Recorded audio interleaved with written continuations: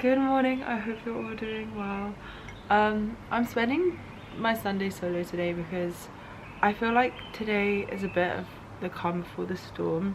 End of May, I've got exams. At the moment, I've got theatre rehearsals every single day because I'm going on a theatre tour later on in this month, and I just feel like everything is so hectic and I've got visitors coming and I just need a day on my own, basically, which will be today. God, I really do think I'm introverted. Nothing gives me more energy than just being at one with myself. I'm gonna start off the day, I'm feeling a bit anxious, so I'm starting off the day with journaling, which is something I've completely fallen off, and I'm trying to get it back because I know this is one of the tools that helps me bounce back from like feeling worried in any kind of way.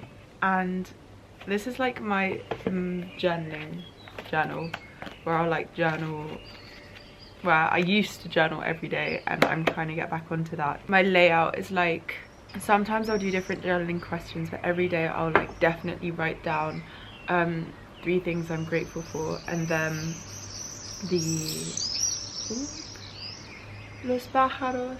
I tend to always write down 3 things I'm grateful for, and then where do I see myself in like 2 to 3 years. Sometimes I do more, sometimes I do less, and then I finish off with just writing down what is on my mind, like just writing it down. And normally I don't realize what I'm thinking until I'm writing it down, and then I'm like, ah, that's what I was thinking. But today I'm going to start a new one, a separate one, and in this one I'm going to write down memories, because I've just realized that I literally never write down my memories, like really rarely, and I'm just losing so much of my memories. I have no physical evidence of my memories. I have lots of photos and videos, but that's just not the same as having something physically written.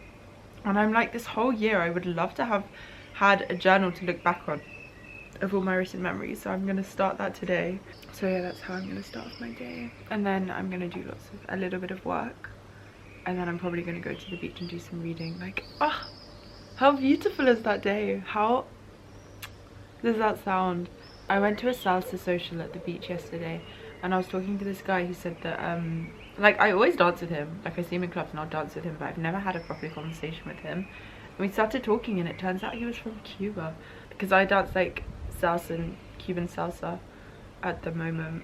Well, that's what I'm learning, and it was really interesting to talk to someone who's from the culture where it originated and where it's from, and just hear his point of view on it. He was like, it's so beautiful that, and he's so proud that he can see his culture so popular here and bringing people together here.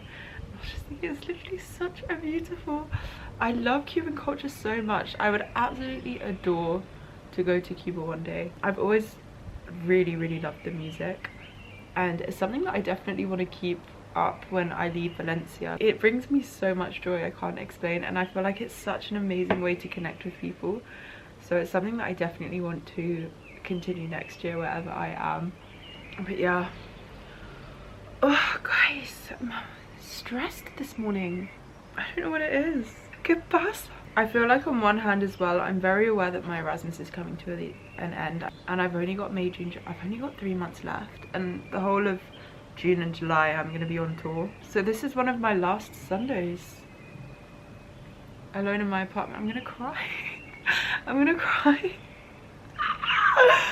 Oh my god, why does life go so quickly? Like, why is life so fast? God, maybe that's why I'm anxious. I feel like on one hand I'm so grateful of what I have here, and I love it so much, and I feel like I've grown a lot, and then on the other hand I'm super worried about the future and thinking about what I'm gonna have to do next, and always wanting to be a step ahead of wherever I'm going, whatever I'm doing. But right now this is why I need to write, because it keeps me grounded in the present.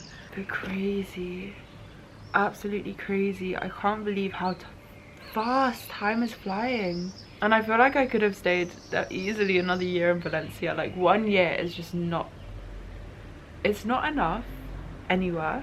And it's only just now, like genuinely it's only just now that I'm really starting to make friends with people who live here, that I'm feeling like my Spanish is actually getting to a level where I actually speak without feeling super nervous before speaking, and where I'm actually having conversations in Spanish, and I want it to improve more. Like, even when I was in France, I feel like my first year in Paris, my French was kind of nah, and it was only in the second year that I really started to come out of my shell speaking French, and that's where my language improved. And here it's the same. Like, I feel like I'm only now just starting to come out of my shell and relax a bit when I speak, which means that I can speak more and improve better. But alas, what do I do? Where do I go next year? Right.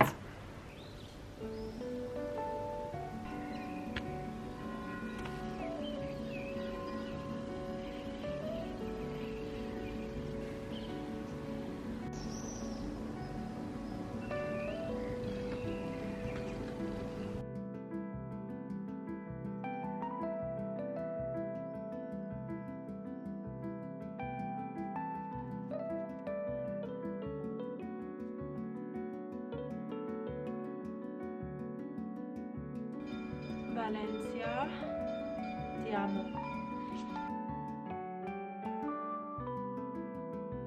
I don't know why I'm getting really emotional this morning. I just feel like people are just so beautiful. People are so beautiful. The amount of just, this is why I need to write these interactions down, because the amount of just small interactions that I have with people who are just so kind and so beautiful, and you're just so interesting. I can't explain, like, it's almost too much to bear.